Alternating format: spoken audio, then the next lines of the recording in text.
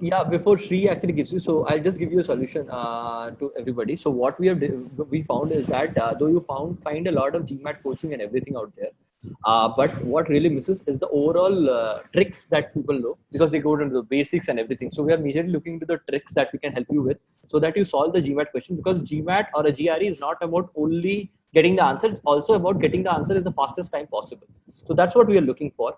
In parallel to it, we are also interacting with folks who have actually successfully made it to the various B schools, and we have started a small YouTube channel where we'll also post this video quant session that we'll be having today. So you can go and visit it. Shri, can you just browse to that master's guide link? So this is our So this is the thing. Obviously, we're very new into this field, and we are just interacting with folks. And right now, I've interacted with a lot of folks from Foster, then Penn State guy, then this Varun. Varun is by the way a 51 quant scorer. And Chakri got into Penn State with a 630 GMAT and 100% plus scholarship. Then Sri himself, Sri is like a 590 to 700 journey. So it's a great journey. So there are a lot of things. If you find time, if you think whenever you're going for your school selection, if you're not pre-decided upon it, you can go and pay a visit to it and at least learn what needs to be done for the interview and the other thing. This is more about our channel. And now jumping onto the session. So what we did, can you go to the Google Sheet, Sri? So we did listed down some questions. Can you go to that sheet, sheet? So we did listed down some questions. I don't know whether did you get time to actually go through it or not. And we will be kind of helping you understand key various concepts in this number properties. One that we'll be taking through, like the last digit or the remainder theorem or the LCM, SCF, which kind of performs the core of the GMAT problem. But more so, we are also focusing on how to quickly solve the questions, because that kind of forms the core of solving a GMAT question. So before without spending any more time, we'll jump onto the questions. So Yashi, you can start. okay. So as we have already covered the intro as a part of the master's guide, I'm going to take the session on number properties. So when I talk about numbers, uh, largely the numbers are classified into real numbers and imaginary numbers. Imaginary numbers are out of scope for GMAT. So real numbers, they are rational numbers and irrational numbers. Rational numbers are numbers which can be expressed in the form of P by Q. So where P and Q are integers. So irrational number is a number where you cannot express in the form of P by Q. So a best example of irrational number would be something like root 5. So you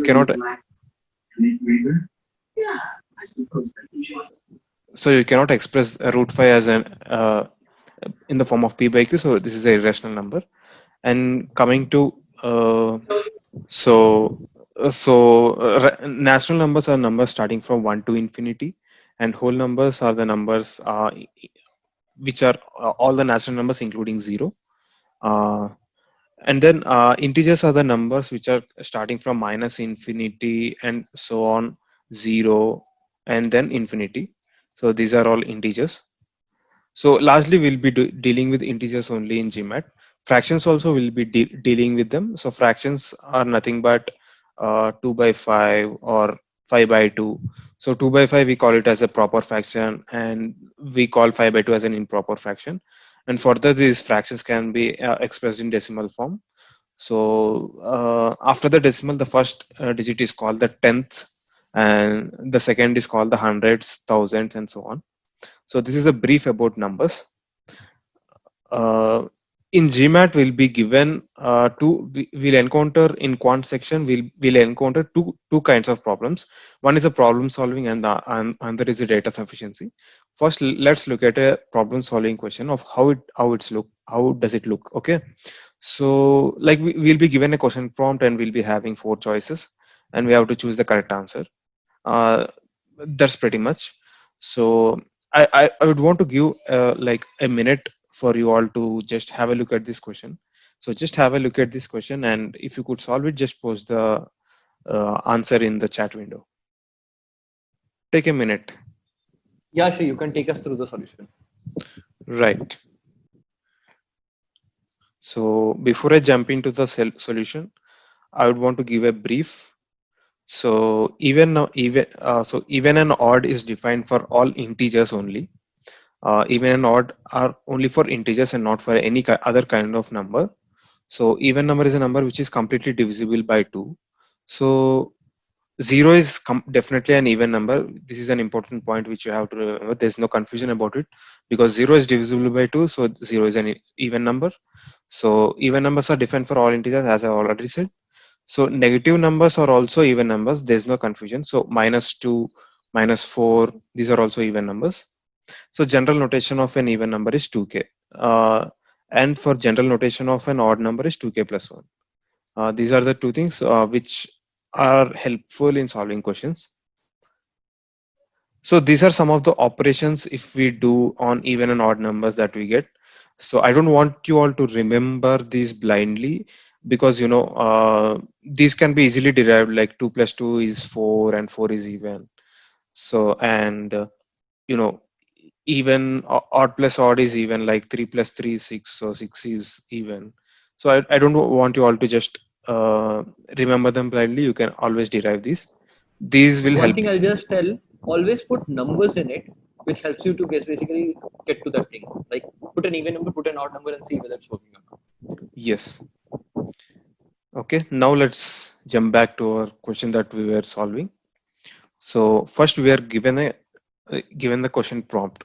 So what we have to do is we have to analyze what are all the information that has been given to us before looking at the answer choices, is what I feel. So first look at the question prompt, and we are given that a and b are odd integers. Okay, so if you do some kind of operation like plus or minus on two odd numbers, the result will be an even number. We have to keep that in mind. Okay, so a minus b is definitely going to be even. Now we are being asked what is the smallest possible positive difference between the number a and an even number which is less than b.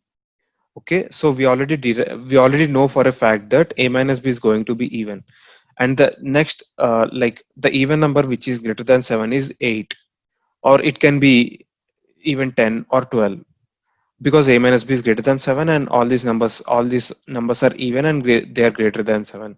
So a minus b can be either of any of these numbers, and this list continues.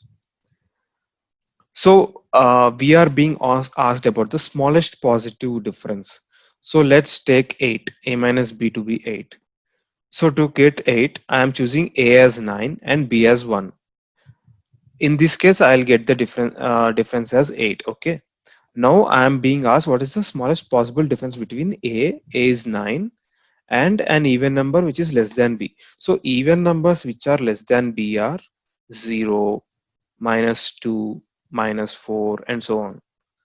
So I want to have the smallest possible positive difference.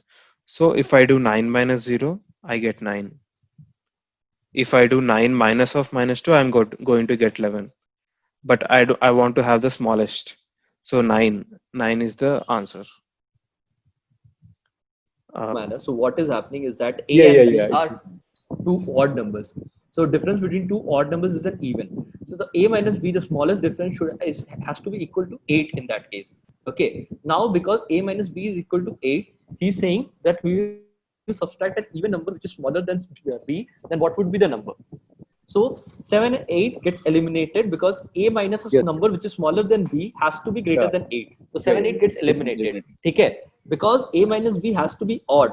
Because Odd. A is an odd and the C, which is the number smaller than B, is an even number, which means D 10 also gets eliminated. Now we are left with only C and E. Now what I'm saying is that A minus B has to be the smallest possible number. And if you see between 9 and 11, C is the smaller possible number, and hence we choose C. Yes. Okay? Yes, yes, yes. Yes, I got it. Sure. We'll move to the next block. So this is the second kind of a question type which we encounter in quant. So the first one is a problem solving, and this one is a data sufficiency. So these statements will remain constant across all data sufficiency questions. Okay. So the first like answer option A means that if you can answer this question prompt only using the statement 1, then you mark A. If you can answer this question prompt only using statement 2, then you are going to mark the option as B. If you are not able to solve using statement 1, statement 2, then you will check for a condition of combining these two statements, and then you will check whether you are able to answer the question. If you are able to answer with either a yes or a no, anything is okay. If you are able to answer the question using both the statements combined together, then you are going to mark the answer choice C. If you are able to like answer the question prompt using either of the statements alone independently, then you are going to mark the answer choice as D. And if you are not able to answer this question prompt using like even if combining both the statements, if you are not able to answer this question prompt, then you are going to mark the answer choice as E. So these are So the yeah, yeah. Shri, while thanks for taking us through the definitions, one thing that I wanted to bring it out, this A, B, C, D, E are the always same options in GMAT. So you should never spend time on knowing the answer. A, if one is right, B, if two is right, C, if both are correct, D, either of them are correct, and E, none of them are correct. This you never should spend going through the option because these are always the same options. Yeah, Shri, carry on. Okay. So this is a question again. You can just have a look at it. Okay. This is asking if x is a multiple of 12. So you should be able to answer either a yes or a no by using these statements. If you can answer either yes or no, then accordingly you can mark the answer choice. Need not be always yes or need not be always no. Okay, so I'll be covering some concepts which are required to solve that question. So, dividend can always be written as divisor into quotient plus remainder. That means when you are dividing 9 by 5, the quotient is 1 and the remainder is 4. So you can always write 9 as 5 into 1 plus 4. So this is an equation which we extensively use to solve the problems. And multiple of a number is nothing but the number into another positive integer. So multiples of 2 are 0, 2, 4, 6, and 8. And factor of some number is a number which completely divides the original number. What I mean by that is factors of 4 are 1, 2, and 4. 2 divides 4 completely, 1 divides 4 completely, 4 divides itself completely. So the factors of 4 are 1, 2, and 4. Prime number is a number which doesn't have any other factors other than 1 and the number itself. So you don't have any other number which divides 2 completely other than 1 and 2. So prime numbers are such numbers 2, 3, 5, 11, and so on. Prime factorization is like expressing any given number in terms of primes. So if I take for example, if I take 50, I can write 50 in prime factorization as 2 into 5 square. I will tell you how you can easily derive this prime factorization as and when I reach there.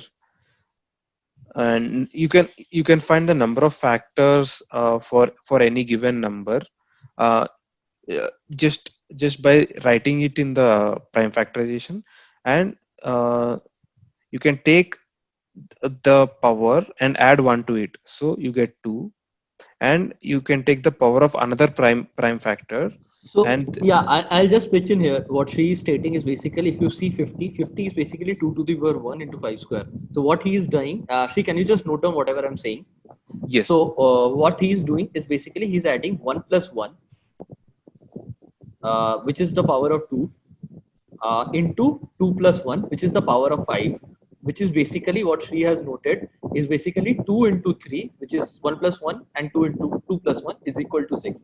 So the thing goes like this. So if your number is in the form of a to the power b plus c to the power d plus e to the power f. So you, Shri, just note it down. A to the power b plus into c to the power d into e to the power f. So your number of factors for this case will be b plus 1. so here a A, C, and E are prime numbers. A, C, and E are prime number is the smallest possible thing. D plus 1 and F plus 1. So all this needs to be multiplied. And you have the number of factors that are there in the solution. You can as well see the number of factors of 50. So the factors of 50 are 1, You can put 2. any number here on basis this formula, and you will get this result. It is a tried and tested formula. Any number. So like in this case 6. So you can see 1, 2, 5, 10, 25, 50. All of them are factors of 50. So you remember every time there are going to be two factors of any number at any given time. One is 1 and one is the number itself. Apart from that, you have to just see whether there are any other numbers or not. That's it.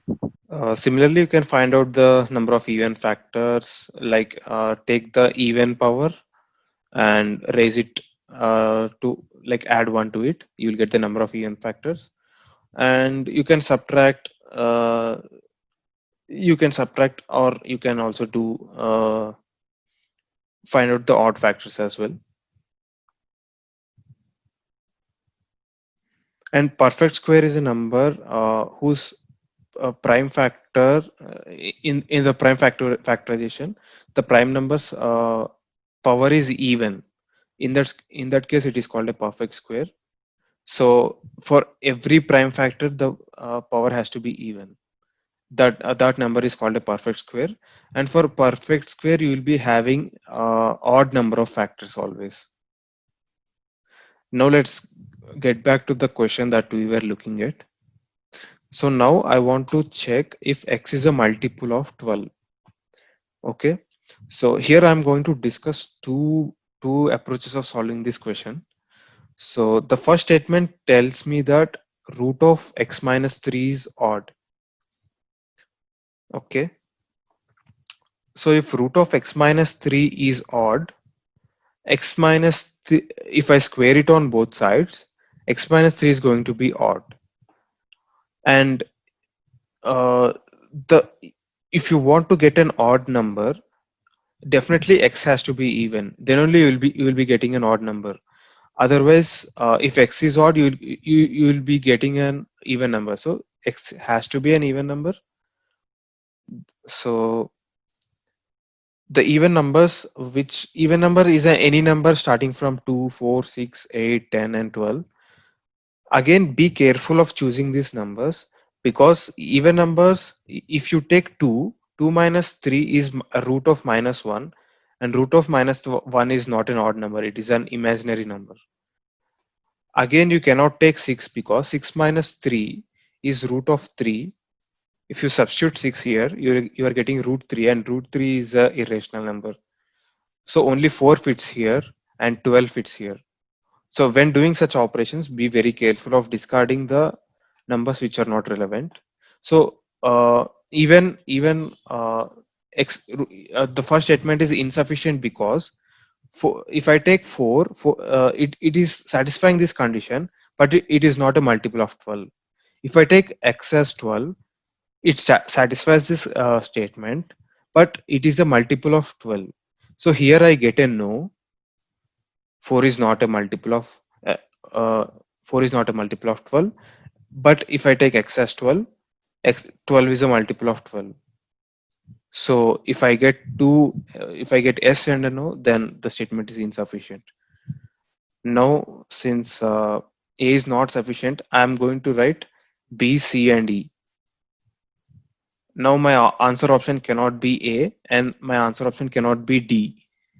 A states that statement 1 alone is sufficient, and D states that each alone is sufficient. So A and D are ruled out. I'm left with B, C, and E. So now I'm going to check the second statement. So the second statement tells me that x is a multiple of 3. So multiples of 3 are 0, 3, 6, 9, and 12. 3 is not a multiple of 12. No, I get a no. And x, if it is 12, 12 is a multiple of 12. Yes. Again, I am getting S and a no. So this is not sufficient. So B is ruled out. Now I go for combining both the statements. If I combine both the statements, the only number which satisfies both the conditions is 12. So 12 is a factor, 12 is a multiple of 12. I get a yes, definite yes. And the other number which satisfies this condition is I think 84, and with that also you get an S. So combining both the statements, you can answer this question that 84 is a multiple of 84, or 12 is a multiple of 12. So C is my answer here. So there is another approach, or the good approach of solving it. I'll discuss that as well. Okay, as I already stated that the general notation of an odd number is 2k plus 1. I'm going to write root of x minus 3 is equal to 2k plus 1. Okay, now I'm going to square on both sides. So x minus 3 is 4k square plus 4k plus 1. This is a plus b whole square formula. So I'm just squaring on both sides. And now x is 4 into some uh, positive integer k. So what I can derive from this is x is a multiple of 4. So the possible values are 0, 4, 8, 12, and 16. And as I already told, don't discard the invalid numbers.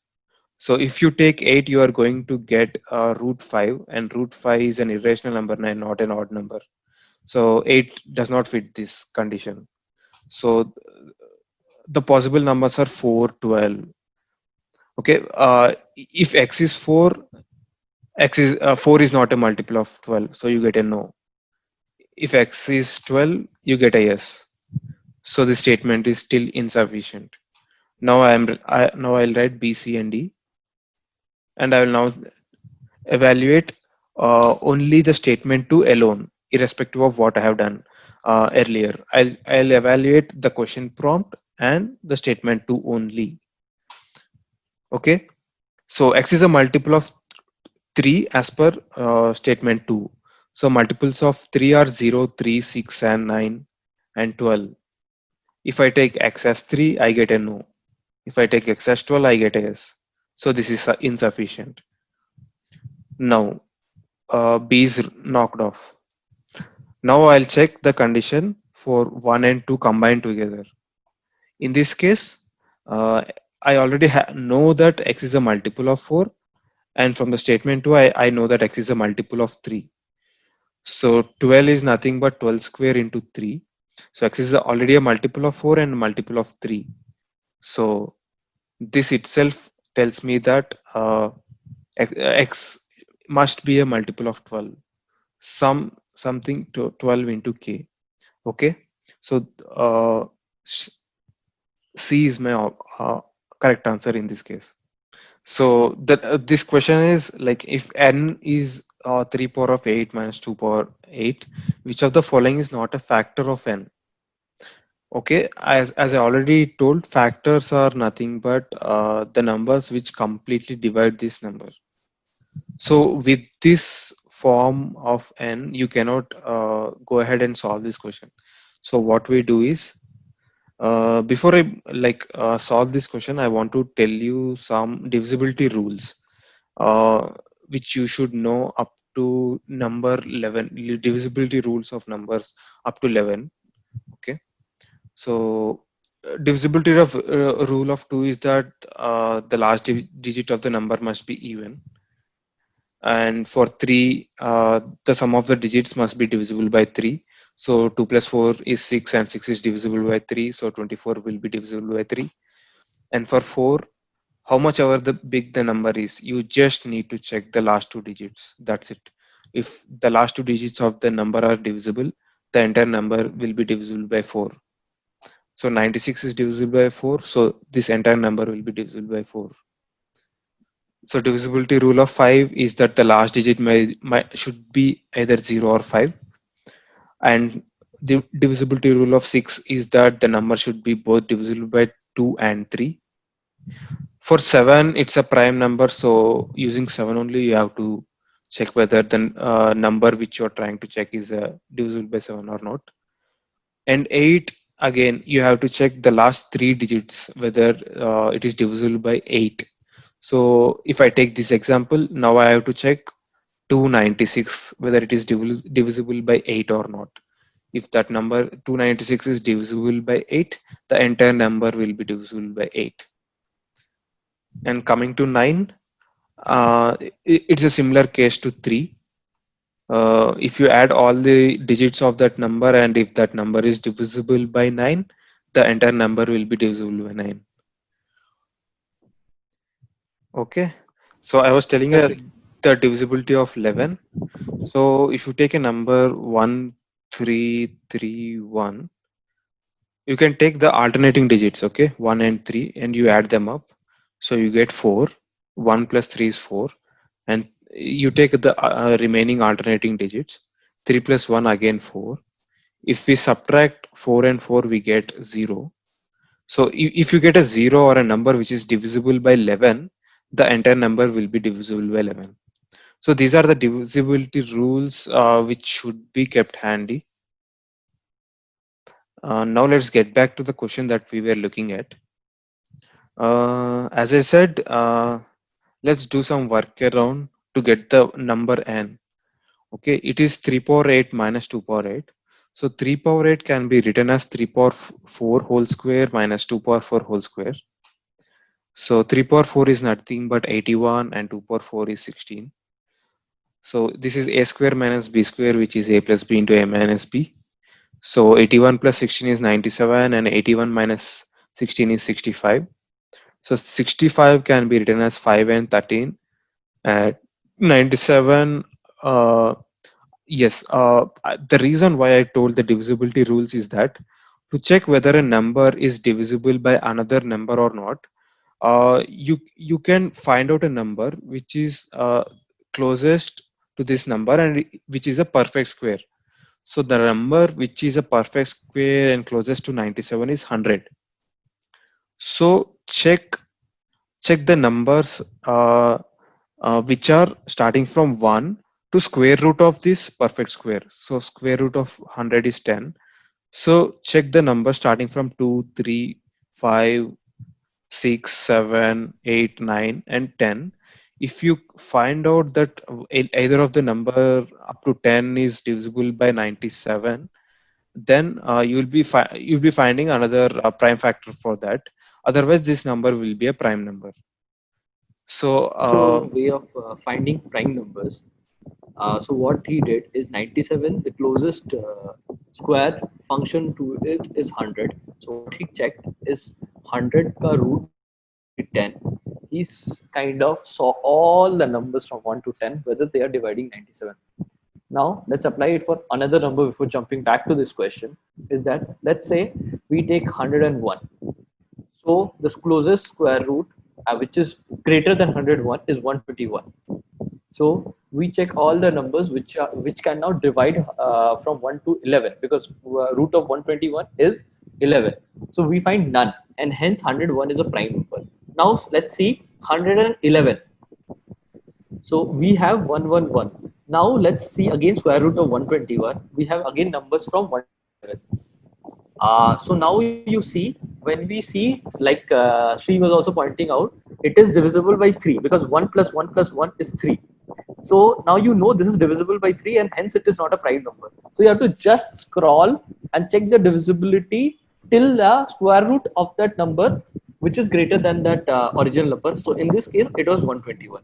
So I hope you are getting that concept, and that's what we applied in the 97, this 97 wala thing. Just one more thing to add. So here we see 11 is the square root of 121, right? We need not check like all the numbers from 0 to 11, just the prime numbers in between. That would be enough to give us an answer. Because the rest would anyhow be multiplicable by the prime numbers. Right, Yes. right. What he meant in this case 11 is basically you check for 1, 2, 3, 5, 7. Right. Okay, so 97 is a factor, so A is gone. 65 is anyways a factor.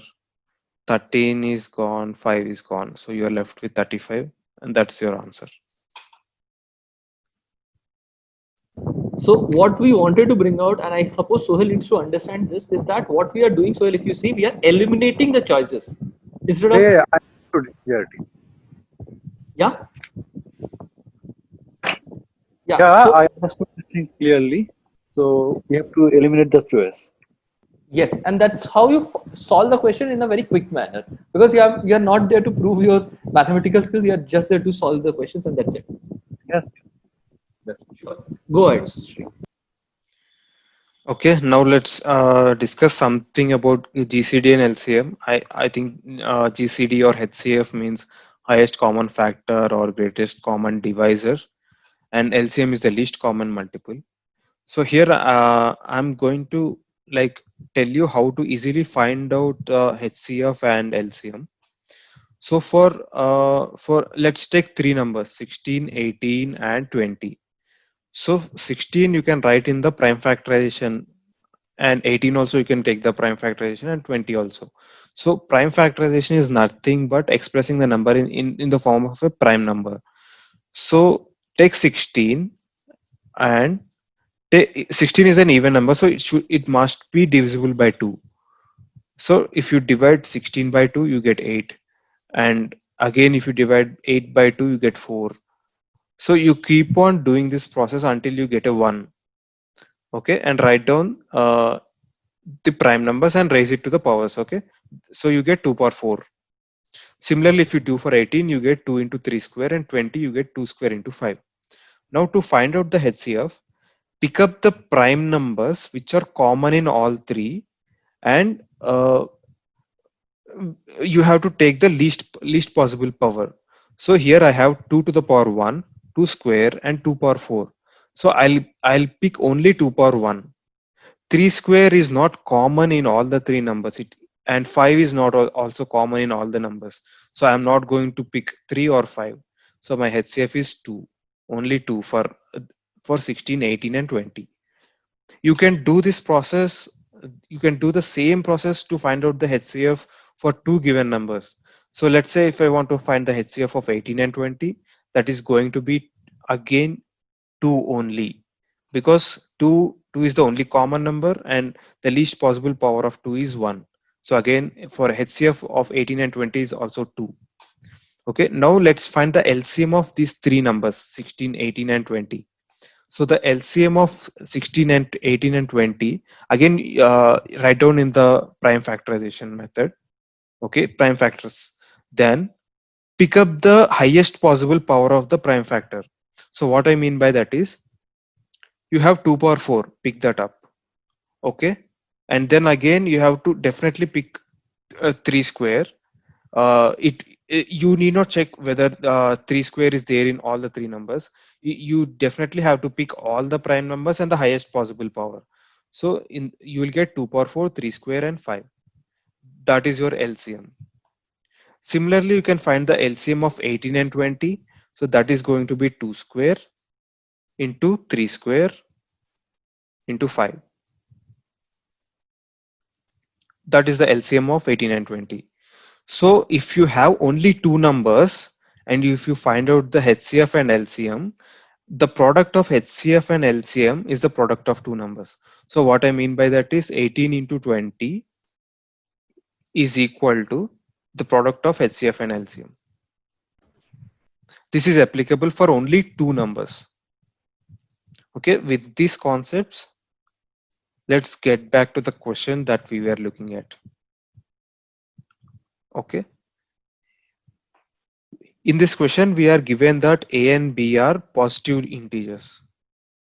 Positive integer is nothing but, greater than 0. No, like 0, 1, 2, 3, and so on. These are all positive integers. So A and B belong to these numbers only. Now, and A is equal to B plus 12. The greatest common divisor of A and B cannot be. So we have to find out what is the greatest. We need not find out what is the greatest common divisor.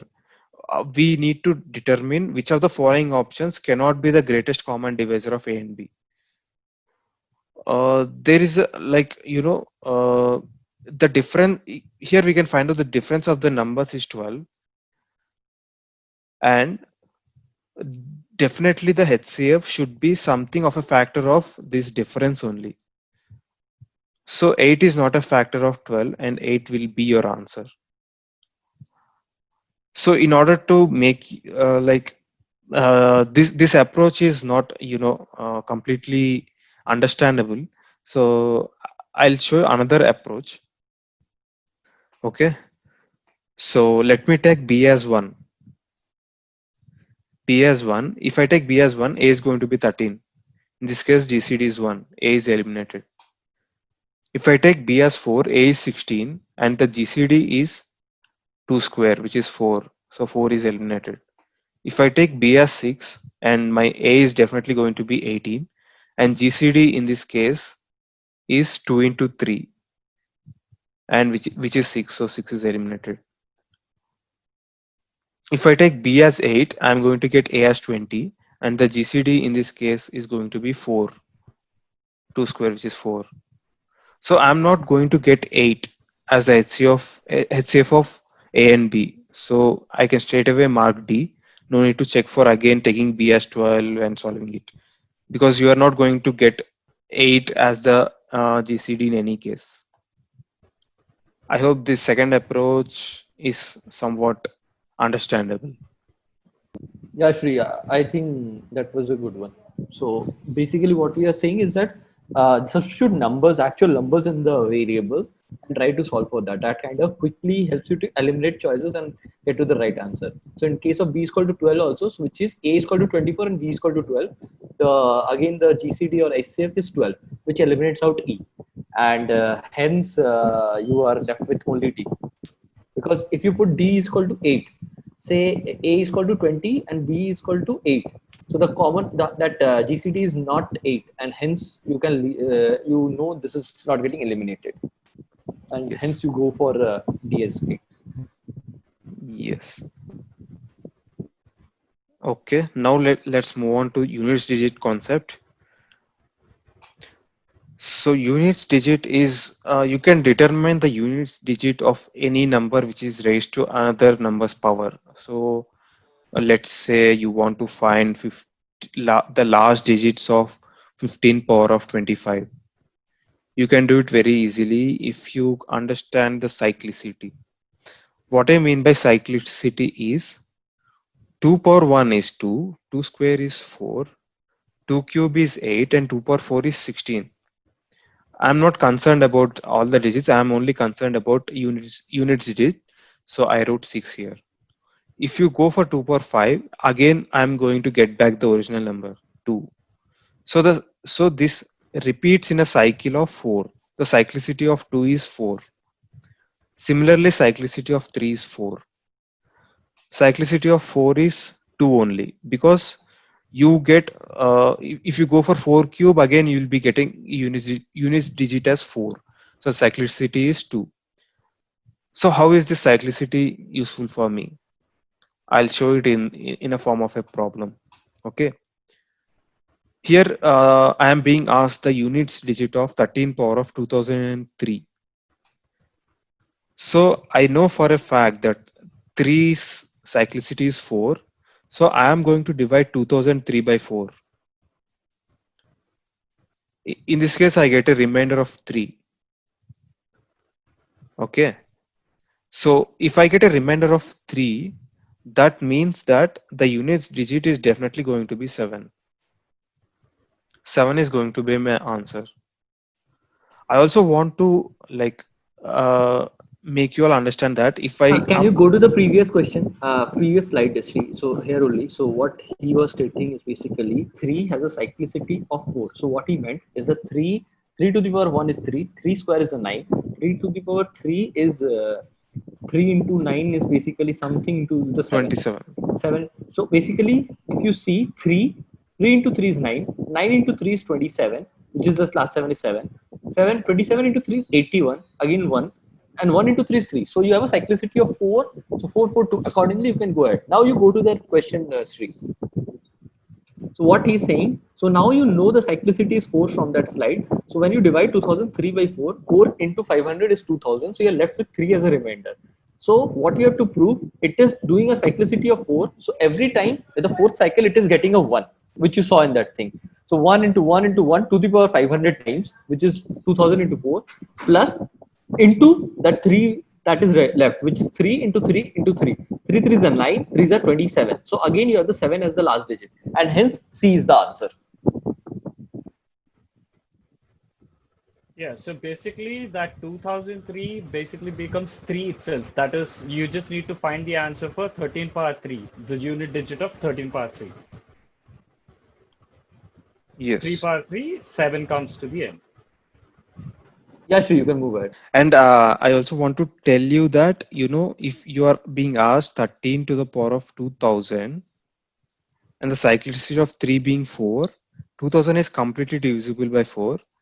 And if you get a remainder of 0, in that case, be careful and don't think that you are going to get, uh, don't think that you are always going to get 1. Check the number here. If you get a remainder of 0 and the cyclicity is 4, check the number in the cyclicity here. So whatever falls in this column, that is going to be your answer. For 2, if the power is completely divisible by 4, the answer, the unit digit will be 6. Okay, be careful of that. Now let's solve a difficult question. Okay, here we are given that x and y are positive integers and y is less than 5x. The remainder is z when 5x is divided by 5. What is the value of z? Okay, before what I would do is, before moving on to the answer options, first I should derive what all I can from the given question prompt. Then only I'm going to go for the answer question statements. So what I will do is, first I'm given y is less than 5x and dividend equal to divisor into quotient plus remainder. I will write the number in that form. So 5x when divided by 5, y gives a remainder of z. So I'm going to write that in that form. Then there's nothing much I can do with this. I'm already exhausted of what all I can derive from the question prompt, and now I'll go into the statements. So the first statement tells me that y plus 1 when divided by 5 leaves a remainder of 1. Again, I wrote it in the uh, uh, formula that we had. Okay, this tells me that y is a multiple of 5. So multiple of 5 can be 5, 10, 15, 20, 25 and so on. Okay, now let's consider y as 15. You can take any number for that matter. I just took 15. And x, here we are given a condition that y must be less than 5x. So the minimum x that you can choose is 4. You cannot choose a number less than 4 because you are given a condition. I choose x to be 20. You can choose anything, any number greater than 4. I choose 20. So in that case, 5x is going to be 100 and my z is going to be, my remainder in this case would be 10 because 15 when 100 when divided by 15 gives me a remainder of 10. The quotient being 6 and the remainder is 10. And if I consider y as 10, my and x has to be definitely greater than 2. You cannot have a number less than 2 because the condition will not satisfy. So I took x as 15 and my 5x is going to be 75 and 75 when divided by 10 gives me 5. I am getting two different z. I am being asked what is the value of z. I cannot uniquely define, I cannot uniquely tell what the number z. So the first statement is not sufficient. Now I'm going to write BCE because A and D are ruled out. I cannot have A and D. So now I'll move to the second statement. My second statement tells me that y plus 1 when divided by 4 gives me a remainder of 2. So y is equal to 4b plus 1 where b is some kind of an integer. So the possible values are 1, 5, 9, 13, 17, 21, and 25. Let me choose y as 1. And I can take x as 1. And my 5x is going to be 5.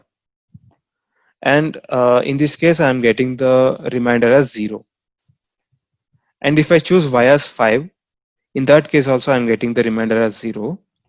And if I take y as 9 and x as 2, I'm getting the remainder as 1. Again, I'm getting two different values of z, and I cannot uniquely tell the value of z, so second statement is insufficient. Now what I'm going to do is I'm going to consider, so B is ruled out now. Now I'm going to consider both the statements combined together. So the number which is satisfying both the conditions is 25. So I'm going to take y as 25 and I'll take x as 6. Okay, in this case, my 5x is 30 and 30 when divided by 5 gives a remainder of 5. And if I take y as 25 and x as 10, my 5x is going to be 50 and I get a remainder of 0. 50 when divided by 25 gives a remainder of 0. So both the statements combined together also I'm not able to tell the value of z uniquely. So my answer option for this question is going to be E. This is a difficult question. Just go through this solution and try it out once again. I think that will help you understand. Okay. Now let's try out one question. Okay, the first number of the sequence is T. Okay. And in the sequence, I am told that every number except the first one is 4 times the square of the previous number. So my second term is going to be 4 into T square. Okay. My second term in this sequence would be 4 times Square of this number, 40 square whole square.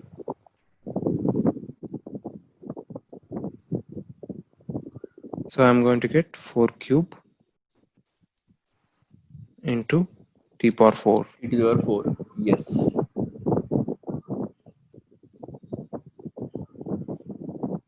Second is this one. Third is this one. Fourth Okay. number is, The question is asking me the third number after the first number. So this is the first number after the first number. This is the second number after the first number. So I want to find what out he is the doing. So what he is doing basically, 3 minus 1 is 2, 2 minus 1 is 1. So basically, you have to see what is the difference between them. That is the number after which number. Second number after first number is the third one, and third number after the first number is the fourth one. In this case, which she will just get the solution.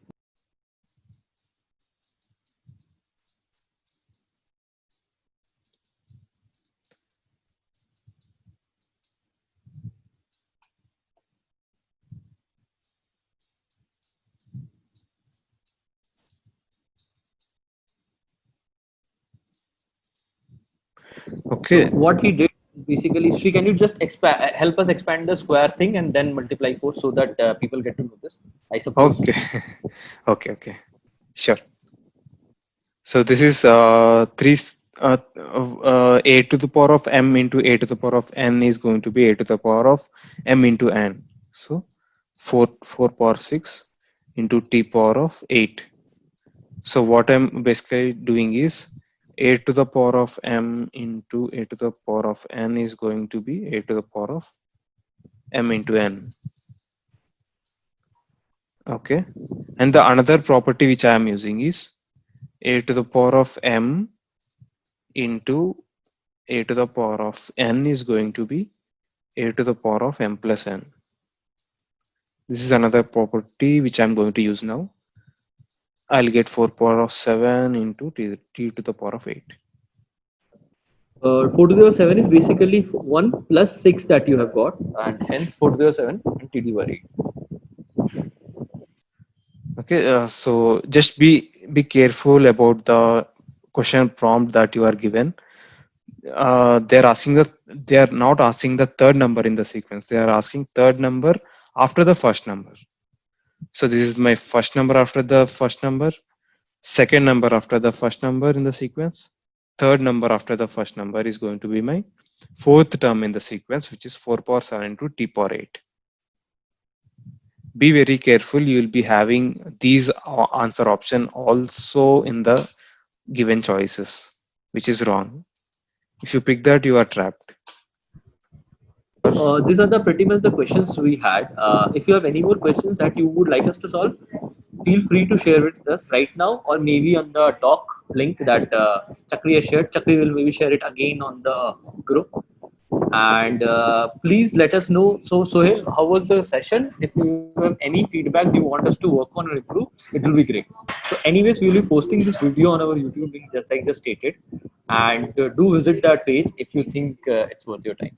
So yeah, I think we can wrap it up if nobody has any more questions. And thanks Sri for organizing such a great session. So yeah, we are done, I think, then for today. Have a great weekend, Sohail. Have a great weekend to everybody. Yeah, thank you. Have a great weekend to you guys. Thanks for watching the video and do subscribe to our channel for more videos like this.